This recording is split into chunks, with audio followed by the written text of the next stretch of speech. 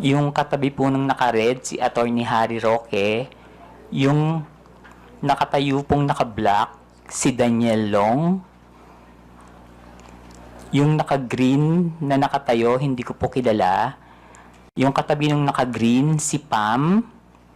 Yung katabi ni Pam, hindi ko po kilala. And then yung pong nakaupo sa right, si Mr. Abines.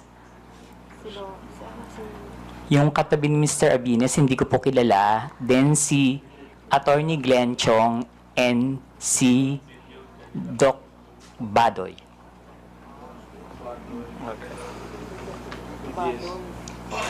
Alam mo ba, Pebbles, kung sino ang nagbayad sa dinner na yan?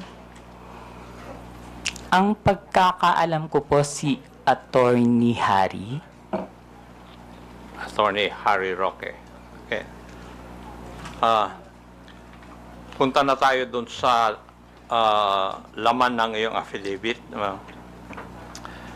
Sinabi mo sa iyong affidavit, Pebbles, na pinag-uusapan sa dinner na yun na may larawan o picture si Attorney Harry Roque na di umano nagpapakita na gumagamit ng cocaine si PBBM. Sigurado ka ba dyan? Sinabi mo sa affidavit mo na ito?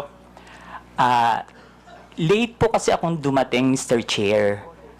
So, mga 1 hour na sila nandun sa restaurant, nag-uusap. Bago po kami dumating ni Attorney Vic and ni Pam. So, mini-message na po nila ako na nasa na daw po ako, marami ng chikahan. So, pagdating ko po, yun po yung topic about the Pulburon video. Okay. Sinabi mo rin sa iyong affidavit, Pebbles, na walang pinakitang picture si Attorney Harry Roque doon sa pinag-uusapan po ninyo.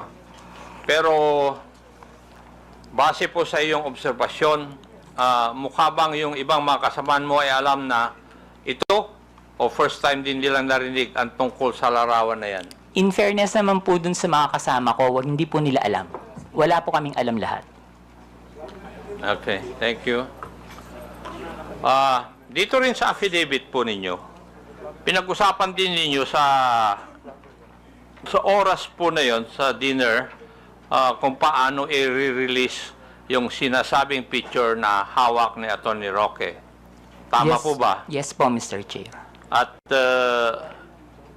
napagkaisahan na mas maigi na yung photo na yon ay parelease sa isang foreign influencer para mas kapani-paniwala.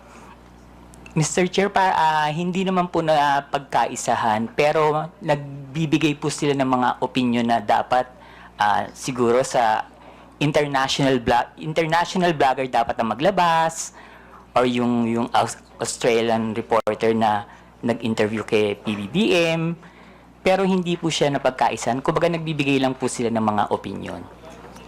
Okay, thank you. Pebbles, kung totoo man ang picture, bakit kailangan pa maghanap ng foreign influencer to release the picture?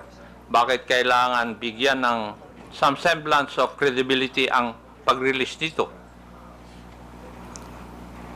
Siguro po, Mr. Chair, para mapanood agad international. Bakit kailangan ng semblance of credibility? Dahil hindi tunay yung litrato o yung photo? Bakit kailangan ng grupo po ninyo na magkaroon ng semblance of credibility yung litrato o yung photo na yon?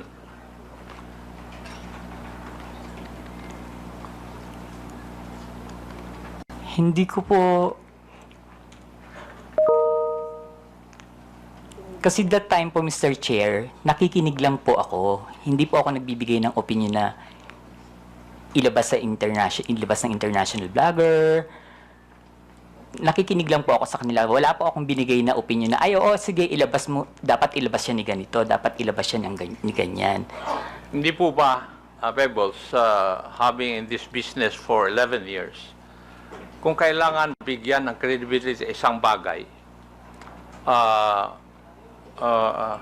yun ay dahil yung isang bagay na yun ay alanganin. Yung bang pwedeng hindi totoo? Yes po, Mr. Dahil Chair. kung totoo yun, hindi nyo na kailangan na bigyan ng credence o credibility. Yes po, Mr. Chair. Yes, thank you. Sa iyong obserbasyon, Pebbles, sino ang nangunguna sa diskusyon nung oras po na yun? Mr. Chair, si Attorney Harry Roque po. Si Attorney Harry Roque.